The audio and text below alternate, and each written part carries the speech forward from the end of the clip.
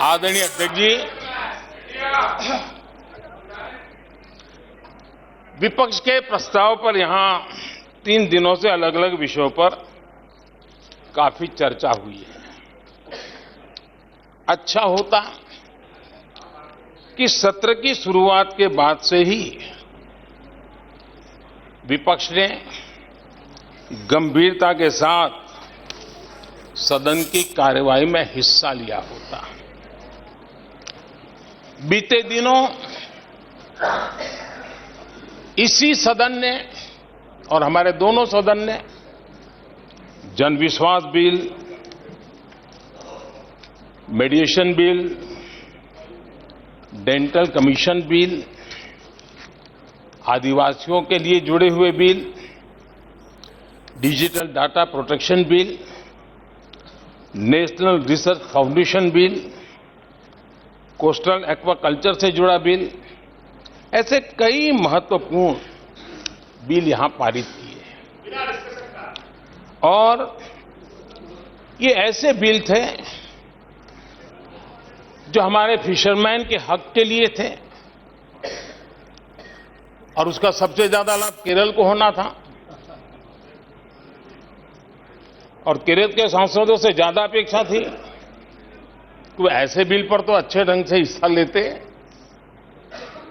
लेकिन राजनीति उन पर ऐसी हावी हो चुकी है कि उनको फिशरमैन की चिंता नहीं है। यहां नेशनल रिसर्च फाउंडेशन का बिल था, देश की युवा शक्ति के आशा आकांक्षाओं के लिए एक नई दिशा देने वाला बिल था। हिंदुस्तान को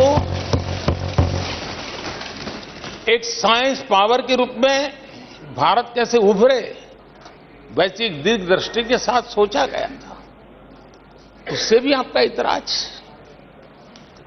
डिजिटल डाटा प्रोटेक्शन बिल, ये बिल अपने आप में देश के युवाओं के जज्बे में जिस बात आज प्रमुखता से है, उससे जुड़ा हुआ था।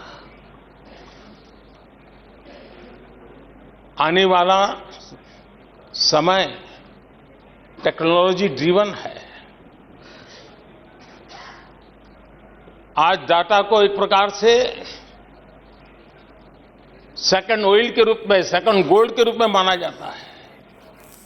उस पर कितनी गंभीर चर्चा की जरूरत थी, लेकिन राजनीति आपके लिए प्राथमिकता थी। कई ऐसे बिल थे जो गांव के लिए, गरीब के लिए, दलित के लिए, पिछड़ों के लिए, आदिवासी के लिए, उनके कल्याण की चर्चा करने के लिए थे, उनके भविष्य के साथ जुड़े हुए थे। लेकिन इसमें इन्हें कोई रुचि नहीं है। देश की जनता ने जिस काम के लिए उनको यहां भेजा है, उस जनता का भी विश्वासघात किया गया है।